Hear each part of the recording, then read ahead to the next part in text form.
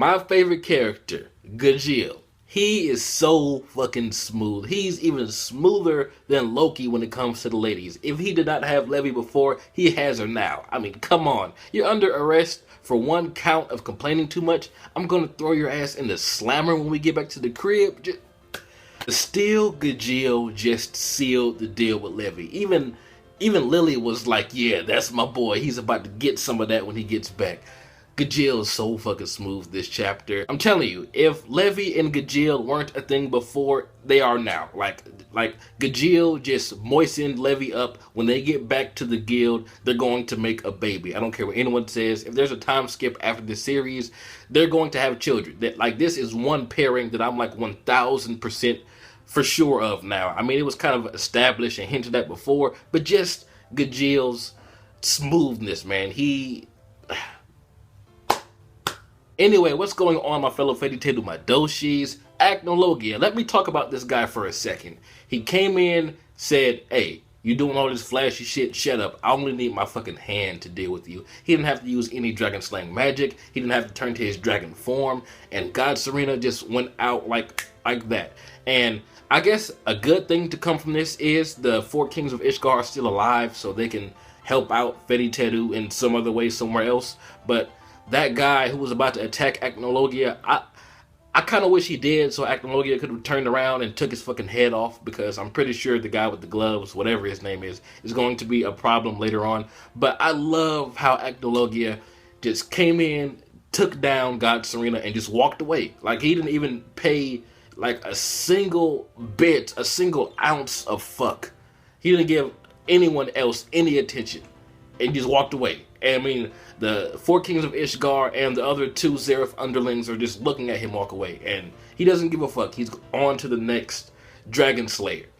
Just the fact that he came in and swooped in, did what he had to do, and walked away, not giving a fuck about anyone else around, who saw, whatever, and just gone.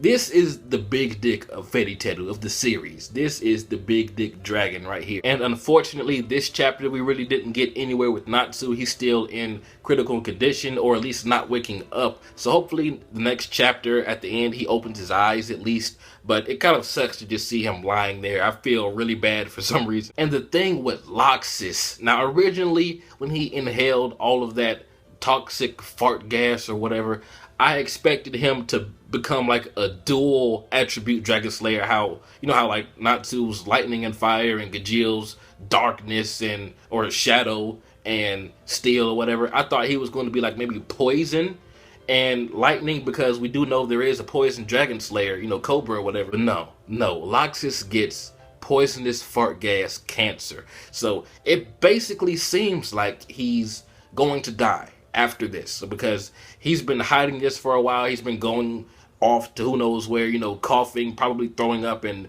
just in pain. But I love how he says that I will not die until this war is over. So after the war is over, do you think he's going to accept his death and just die right there? Because like I said, Fairy Tail has to have a death, you know, at some point, you know, given this is a war. And you know, seeing the setup and seeing how sick Laxus is, and he doesn't really want to tell anyone else, so that kind of crosses out any chance for help that he could get, because I don't even know if he can be treated or whatever. So if things do not get better for Laxus, like if there is like some almighty antidote or some shit, then I'm afraid we're going to have to say goodbye to Laxus, which sucks. But I love how he pounded dude on the head at the end, saying, hey, dog, you fuck with my friends, you about to get your ass whooped. And Wall, I think this is a perfect opportunity for us to see exactly how strong Wall really is, because I believe we got a little bit from him.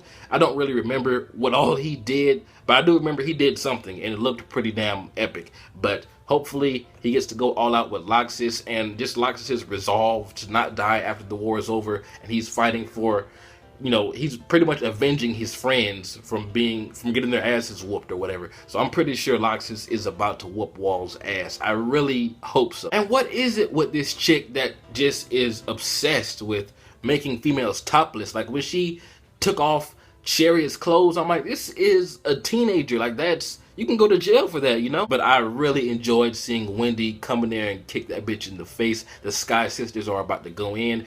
And also it seems this chapter is a kind of in between, kind of giving us a few laughs, like the thing with Juvia and Urza talking about our bears delicious. When Urza and Juvia were in that love sleeping bag, it was hilarious. And there were a few, upsides, like it made you forget that there's a war going on. Like the thing with Levy and Gajil, that was, a nice, sweet, like almost romantic scene. I think this is truly like the calm before the storm. Like they had their fun night, but now it's back to the war and things are about to get serious. And I don't know why, but just the scene with Gajil saying, when we get back, I promise I'm gonna do this and this and this.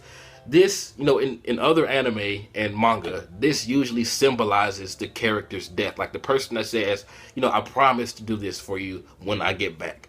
They usually end up dying. But then again, this is Fairy Teru that we're talking about, so there may not even be a death by the end of the series. I don't want Gajil to die. I will be absolutely furious if Gajil dies, because he is by far my favorite character out of this whole damn show. But one more thing I want to talk about before I go. This chapter, it does say something like 1 page worth of the Natsu Dragon Eyes movie, but it's in Japanese. Can someone send me something translated so I know what the hell it says? Because I thought maybe it was just the version that I was reading. And I looked at maybe 2 or 3 different versions. I went to Manga Panda, Manga Stream, and a few other manga websites, and it was all still in Japanese. So I really want to know what that page said about the Natsu Dragon Eyes movie. So if you could hit me up on Twitter or something. I mean, what we saw looked cool. There was Natsu and a design for a few dragons and some new female character, or Lucy with a very strange, almost witch-like getup. I don't know what's going on with that, but someone let me know what the hell that says, or send me a link or something. Anyway, tell me what you guys thought about this chapter. What do you think is going to happen with Laxus versus Wall? Do you think Laxus will die by the end of this series? Anyway, this has been jbDAuchiha. Like, comment, subscribe, and I'm out.